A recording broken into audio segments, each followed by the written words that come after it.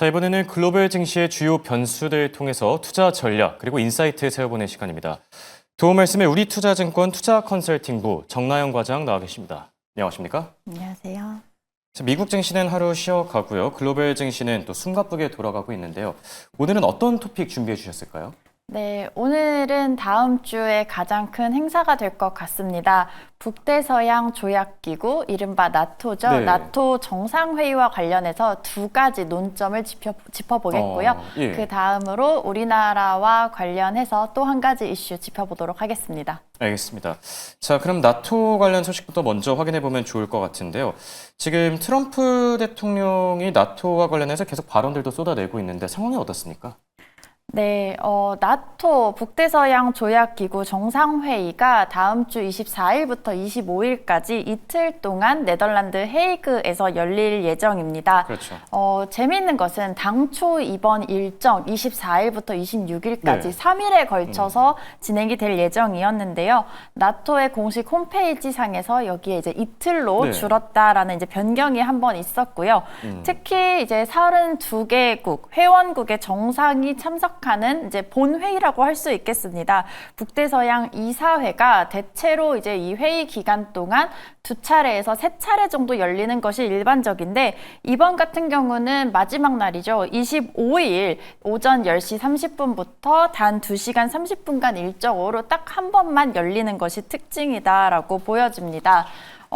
중요한 것은 지난주에 G7 회의가 있었죠. 이 G7 회의에서 굉장히 많은 국가의 정상들이 트럼프 미국 대통령과 정상회담을 갖기 위해 노력을 했지만 트럼프 대통령이 조기 귀국을 하면서 그렇죠. 소수 국가들만 첫째 날 하루에만 정상회담이 진행이 됐습니다. 그렇기 때문에 이때 정상회담을 갖지 못했던 우리나라를 네, 포함해서 맞습니다. 취소가 됐던 국가들 같은 경우는 이번 나토 정상회의에서 다시 한번 정상회담을 가져보려는 노력을 이미 좀 하고 있는 것으로 알려져 있는데요. 그런데 이렇게 일정 자체가 축소가 됐기 때문에 그 정상회담을 가질 수 있는 시간 자체가 그렇죠. 줄어들었습니다. 예, 맞습니다. 그렇다면 왜 나토에서는 이렇게 정상회의 일정을 축소를 시켰는가가 좀 궁금하실 수 있을 것 같습니다. 나토의 이제 공식 보도는 아니지만 좀 언론을 통해서 나토의 관계자를 인용한 보도를 좀 예. 살펴보면요.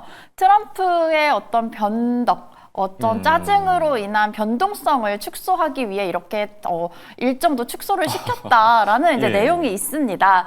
이것이 그냥 나온 얘기는 아니고요. 실제로 이 G7에서도 예정에 없이 트럼프가 귀국을 했는데 그렇죠. 물론 미국에서는 그 이유로 최근에 이스라엘과 이란 간의 정세 때문이다라고 얘기는 했지만 일부에서는 G7 참석 전에 프랑스의 이제 마크롱 대통령이 미국의 그린란드 편입에 대해서 좀 공식적으로 반대를 표명을 했고 이에 대해서 트럼프가 짜증, 이리테이션이 난 것이 이유다라는 보도가 나오기도 했었습니다. 예, 그렇죠. 그리고 더군다나 이 나토 회의 트럼프가 이전에 1기 대통령이던 시절 2019년에 마지막으로 참석한 경험이 있었는데요. 당시에도 트럼프가 마지막 행사였던 기자회견을 일방적으로 취소를 하고 조금 빠르게 귀국을 했던 경험이 있습니다.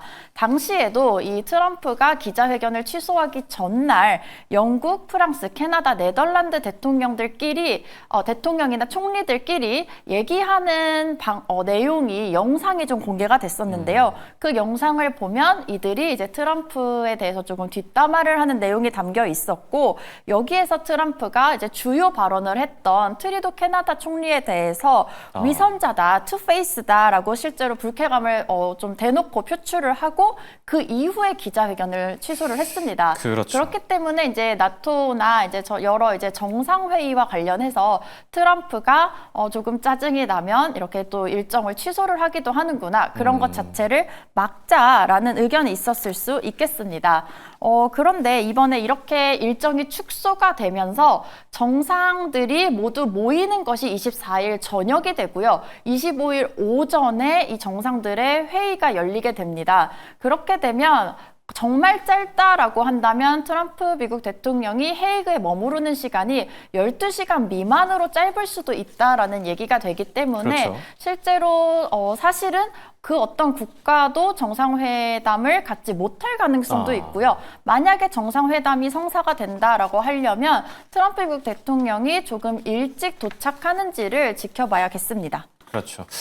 우리나라에게도 좀 기회가 있었으면 좋겠는 마음이고요. 네. 자, 나토 정상회담과 관련해서 지금 뭐 두 가지 관전 포인트가 있다고 설명해 주셨는데 다음 관전 포인트는 국방비 쪽이네요. 국방비 오늘 또 밤사이에 속보도 나왔었죠. 지금 뭐 백악관, 국방부 쪽에서 동맹국들도 GDP의 5% 수준의 국방비를 뭐 지출하길 바란다 이런 얘기들이 있었는데 이건 어떤 관전 포인트죠? 네, 사실 이번 나토 정상회의, 이 나토의 정상회의 실제 본 일정은 사실 네. 이번에 이 국방비에 관한 논의에 있습니다. 실제로 이제 나토에서도 이번에 회의를 단 한 회로 줄인 것을 두고 이 국방비에 대해서 좀 짧고 굵게 진행을 하는데 집중하기 위함이다라고 언급을 하기도 했었는데요. 트럼프 대통령이 지금 회원국들에 대해서 국방비 지출 증액을 요구를 하고 있고요. 그렇죠. 어느 정도는 이제 공식 합의가 될 것이다라는 의견이 우세한 상황입니다. 그래서 공식 합의 자체가 중요한 것보다는 과연 GDP의 몇 프로 수준으로 가이드라인이 정해지느냐가 되겠고요. 앞에서 보시는 것처럼 지금 전 세계 국방비 지출액을 좀 살펴보시면 미국이 GDP 대비 3.4%로 가장 큰 지출을 하고 있고요. 이것이 전 세계 비중으로 보면 37%로 굉장히 많은 비중을 차지를 하고 있습니다. 그래서 그 뒤에 또 이어서 보시면 유럽의 주요국들, 이 나토의 회원국들이죠. 보시면 2% 수준 아니면 2%를 살짝 밑도는 수준이고요. 오히려 우리나라가 전 세계 국방비 지출 한 11위 수준으로 2.6% 정도를 기록을 하고 있습니다. 이번 국방비 지출, 현재 가이드라인은 GDP의 2% 수준인데요. 시장에서는 이번 회의에서 3.5% 수준의 합의가 될 것이다 라고 예상을 하고는 있는데 말씀해 주신 것처럼 속보로 나왔었죠. 18일 미국 국방장관이 이번 회의에서 GDP 대비 5%로 국방비 지출을 합의해야 된다라고 하면서 어떻게 보면 회원국들의 미리 사전에 압박을 가한 셈입니다. 네. 참고로 이 지금의 2%라는 수준 역시도 지난 2019년에 트럼프의 압박을 통해서 합의가 된 내용이고요. 당시에도 시장의 예상은 2%로 합의가 될 것이다 라고 했지만 나토 회의 직전에 트럼프는 2%가 아니라 4%까지 올려야 된다라고 하면서 또 한 번 압박을 가하기도 했습니다. 만약에 이것을 시장에 적용해 본다라고 한다면 시장에서는 3.5% 수준으로 국방비 지출이 증가한다라고 하더라도 사실 방산주 입장에서는 수혜다라고 볼 수 있겠는데요.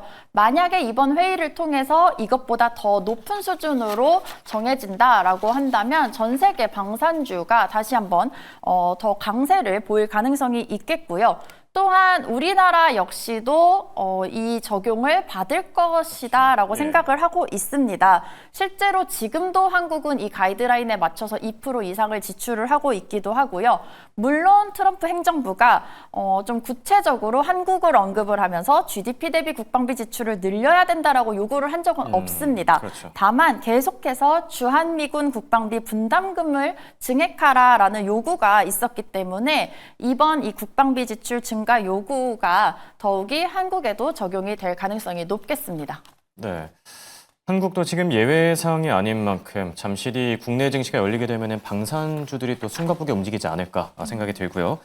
오늘 살펴볼 마지막 키워드는 한미 관세 협상입니다. 지금 기한이 임박해 있는데 어떻게 기한 안에 협상이 가능할까요? 저는 이제 주 초반만 하더라도 굉장히 네. 불확실하다라고 봤지만 지금 조금씩 다행히도 언급이 많이 나오고 있습니다. 보도들이 나오고 있다라는 얘기는 네. 적어도 일정에 대해서 조율을 중이다라고 좀 기대를 해볼 수가 있겠고요. 아마 오늘부터 주말 사이에 한국, 미국 간 3차 무역협의 일정이 나올 가능성이 좀 높다라고 보고 있는데요. 그 이유를 살펴보시면 앞에 네. 보시는 것처럼 지금 16일, 17일 이틀에 걸쳐서 산업통상자원부 통상교섭본부장이 이 한미 통상장관급 셔틀 협상을 가속화하겠다, 그렇죠. 일정을 조율하겠다라고 이제 언급을 했고요. 더불어서 17일에 언론 보도가 하나 더 나왔는데요. 지금 정부는 24일부터 26일까지 미국과 3차 기술 협의를 하는 것을 잠정적으로 이제 정해놓고 추진을 하고 있다라는 보도도 나왔기 때문에 만약에 이게 실제 정부의 잠정 일정이다라고 한다면 마지막 이제 조율을 거쳐서 어떻게 일정이 조율이 됐는지가 주말 사이에 나오지 않을까라고 예상을 해볼 수가 있겠습니다. 물론 공식화되지는 않았지만 실제로 지금 이번 주말 사이에 적어도 일정과 관련된 공식화가 되어야지만 7월 9일 트럼프 정부의 상호 관세 유예 기간이 만료되기 전에 우리나라도 미국과 무역협정을 체결하는데 성공할 가능성이 높다라고 보고 있습니다. 그 이유를 좀 살펴보면요. 6월 마지막 주가 됩니다. 다음 주가 되게 되면, 그렇게 되면 이재명 정부가 들어서고 나서 정부의 새로운 방침들을 반영해서 3차 협의가 다음 주 중에 이뤄져야 되겠고요. 그 이후에 3차 이제 협의 이후에 7월 첫째 주가 될 것이고요. 그렇게 되면 정말 D-10일, 열흘도 안 남은 상황이 되는데요. 그렇죠. 그 첫째 주에 3차 협의를 바탕으로 또 세부 사항 조율이 필요합니다. 그 이후에 늦어도 마지막 기한이 바로 7월 둘째 주 초죠. 월요일이나 화요일까지는 최종 무역 협정이 이뤄져야 하고, 그러려면 앞에서 말씀드린 다음 주, 그 다음 주 이런 일정들이 그렇겠네요. 차례대로 소화가 되어야 될 것으로 예상하고 있습니다. 네. 끝으로 국내 증시 상황까지 점검해 볼까 하는데요. 코스피 지수 정말 조금만 더 힘내주면 될 것 같은데 3천을 앞두고 계속 등락을 거듭하고 있거든요. 앞으로 어떤 변수들이 중요하겠습니까? 네, 사실 대외적인 여건을 본다면 네. 최근 이틀 동안 특히 코스피 지수가 조금씩이지만 좀 힘을 내줘서 상승하고 있는 모습이 굉장히 반가운 소식입니다. 왜냐하면 오늘만 보더라도 전날에도 중동의 지정학적 갈등이 더욱더 고조가 되면서 원화 약세 흐름이 나타났고요. 또한 오늘은 금요일입니다. 주말을 앞둔 경계심이 또 발동을 할 것으로 예상을 하고요. 또한 코스피 지수가 4일 연속 상승했기 때문에 여기에 따른 피로감이 또 증시를 짓누를 가능성도 있겠습니다. 다만 최근 이틀 동안 조금씩이나마 증시가 오른 것과 마찬가지로 새 정부의 정책 기대감에 따른 테마별 순환매 장세가 나타나면서 일부 주도주 중심이기는 하지만 코스피 지수가 조금씩 상승을 하면서 오늘 또한 이 3,000포인트 달성에 대한 기대가 또 매수세 유입으로 이어질 가능성까지도 생각을 해볼 수가 있겠습니다. 말씀드렸던 것처럼 만약에 오늘 또 상승이 나타난다라고 한다면 지난 이틀과 마찬가지로 업종별로 차별화 장세, 순환매 장세가 나타나면서 일부 주도주 중심이 나타날 가능성이 높다라고 보고 있고요. 앞에서 말씀드린 것처럼 6월 들어서 이런 순환매 장세가 좀 특징이라고 보는데요. 네. 업종별로 본다면 이번 주 주도주가 무엇이었는가를 살펴보면 좋을 것 같습니다. 중동 리스크로 방산주 강세가 나타났고요. 또 AI 산업 육성 정책에 따라서 AI 테마들이 강세를 보였습니다. 마지막으로 미국 관련 이제 법안 통과 기대감 때문에 스테이블 코인 테마가 많이 오르기도 했는데요. 그렇죠. 다음 주에도 관심이 지속될 가능성이 높은 업종으로 꼽는다면 방산주가 있겠습니다. 네. 저희가 가장 첫 번째, 두 번째 이슈로 살펴봤듯이 나토 회의를 앞두고 있기 때문에 또한 이 나토 회의에서 국방비 그렇죠. 증액 합의 가능성이 높다라는 점, 그리고 또 중동의 지정학적 리스크가 계속해서 이어지고 있다라는 점 감안하면 다음 주에도 방산주에 대한 관심이 좀 높지 않을까라고 예상해 볼 수 있겠습니다. 네, 당장 오늘뿐만 아니라 다음 주까지도 방산주들의 주가 흐름 기대해봐도 좋을 듯합니다. 지금까지 도움 말씀을 우리투자증권 정나영 과장과 함께했습니다. 감사합니다.